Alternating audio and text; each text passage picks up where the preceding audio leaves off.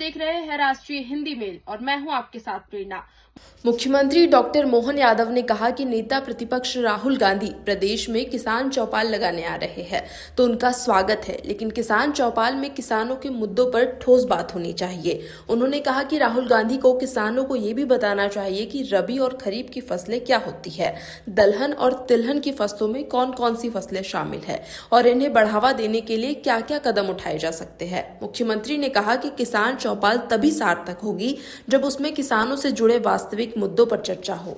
मध्य प्रदेश सरकार के द्वारा, जैसा कि मैंने पहले ही बताया था, हमारे राज्य के अंदर किसानों के लिए किसान कल्याण वर्ष मनाने की जो घोषणा की गई थी, और जैसे कि मैंने कल अपने विधानसभा में वक्तव्य में कहा था कि हम अपने राज्य के किसानों की आमदनी बढ़ाने के लिए, खास करके गर्मी की फसल में उड़द को बहुत प्रोत्साहन देने के लिए एमएसपी के अलावा मध्य प्रदेश सरकार अपने किसानों के लिए 600 रुपये कुंटल का बोनस देने जा अपने किसानों के लिए। खासकर आज जो कल कहा था, आज कैबिनेट में मंजूरी जो दी गई है।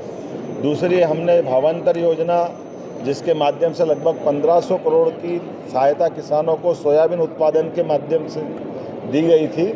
उसी प्रकार से सरसों खरीदी को लेकर के मध्य प्रदेश सरकार की कैबिनेट ने आज निर्णय किया है और आज मैंने सदन में अवगत भी कराया कि हमारे राज्य के अंदर भावांतर योजना के माध्यम से जो 28% का रकबा हमारा सरसों के उत्पादन का बढ़ा है, इसमें लगभग हम मान के चल रहे हैं कि 15.71 लाख टन का मैट्रिक उत्पादन सरसों का होगा।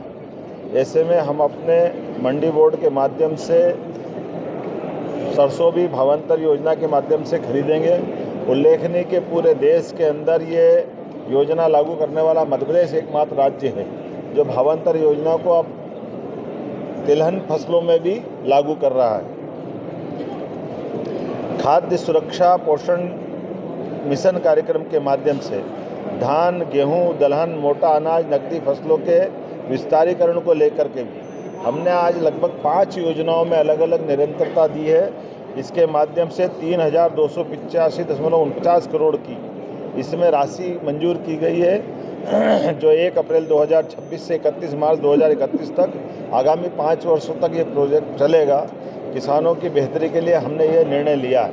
इसी प्रकार से किसानों के लिए माइक्रो इरिगेशन को बढ़ावा देने के लिए प्रधानमंत्री कृषि सिंचाई योजना, प्रति बूंद का उपयोग पर ड्रॉप मोर क्रॉप, इसके माध्यम से लगभग 2393.97 करोड़ की ये योजना की राशि हमने मंजूर की है और इसको भी आगामी 5 वर्ष के लिए मंजूरी दी गई है।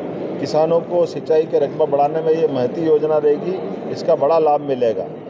पीएम राष्ट्रीय कृषि विकास योजना के लिए भी हमारी सरकार ने कैबिनेट के माध्यम से 2008.683 करोड़ के प्रस्ताव की मंजूरी दी गई है, जिसके माध्यम से कृषि और संबद्ध क्षेत्रों में विकास के सभी संसाधनों के लिए वित्तीय व्यवस्था दी जाएगी और समग्र रूप से खेती के लिए और संबद्ध क्षेत्रों में विकास के नए आयाम खुलेंगे।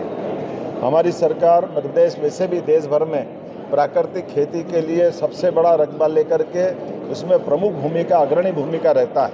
ऐसे में इसको और बढ़ावा दे करके, खास करके मोटे अनाज को बढ़ावा देने के लिए हमारी सरकार प्राकृतिक खेती के साथ इसको जोड़ करके उत्पादन बढ़ाने के लिए, मिट्टी की उर्वरता बनाए रखने के लिए, पर्यावरण की सुरक्षा और रसायन मुक्त खाद्य उत्पादन को बढ़ावा देने के लिए हमारी सरकार ने national mission on natural farming mission में जो योजना संचालित है, इस योजना को भी 1011.59 करोड़ के वित्तीय सहायता देकर के आगामी 5 वर्षों के लिए इस योजना को भी निरंतरता में लाए।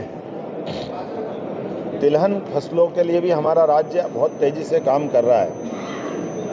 ऐसे में तिलहन उत्पादन को प्रोत्साहन की आवश्यकता है, क्योंकि इसके अभाव में आयातित तेलों पर हमको दूसरे देशों पर निर्भर रहना पड़ता है खाद्य तेलों के लिए। ऐसे में हमारे राज्य ने तिलहन के लिए आयल सीड योजना, राष्ट्रीय खाद्य तेल मिशन की इस योजना के लिए आज 1793.87 करोड़ की इस योजना की निरंतरता की स्वीकृति दी है। इस योजना के माध्यम से हम अपने राज्य के अंदर ऑयल सीड को भी बढ़ावा देंगे। इन 5 योजनाओं के माध्यम से ऑयल सीड सहित मोटा अनाज और सभी प्रकार की सिंचाई और सबको जोड़ें तो 10,493.60 करोड़ की वित्तीय आकार की स्वीकृति आज कैबिनेट के माध्यम से मिली है। मैं अपने राज्य के लगभग 1.25 करोड़ से ज़्यादा किसानों को बधाई देना चाहूँगा जो प्रत्यक्ष खेती में लगे हैं और राज्य के अंदर इससे जुड़े हुए बाकी सब वर्गों को जोड़ा है। तो पूरे प्रदेश को बधाई देना चाहूँगा जिनने किसान कल्याण वर्ष के माध्यम से हम जो बड़ी सौगातें दे रहे हैं इसका लाभ हमारे राज्य में भी हो रहा है और राज्य का कृषि रकबा भी बढ़ रहा है, कृषि विविध फसलों को भी प्रोत्साहन मिल रहा है, प्राकृतिक खेती को भी प्रोत्साहन मिल रहा है, ऑयल सीड को भी प्रोत्साहन मिल रहा है। मैं अपने राज्य के सभी वर्गों के साथ साथ पीने के पानी के लिए भी हमने अपनी आज कैबिनेट में निर्णय किया है कि वो पंचायतों के माध्यम से किसानों के समान अपने ग्रामीण जनजीवन में भी पेयजल की उपलब्धता सुनिश्चित करें। जी राम जी योजना के माध्यम से हम इसके साथ जुड़ करके भी भारत सरकार की मंशा के साथ कदम से कदम मिला के चलने के लिए तैयार हैं। ऐसी ही और रोचक और तथ्यात्मक खबरों को देखने के लिए देखते रहे राष्ट्रीय हिंदी मेल। नमस्कार।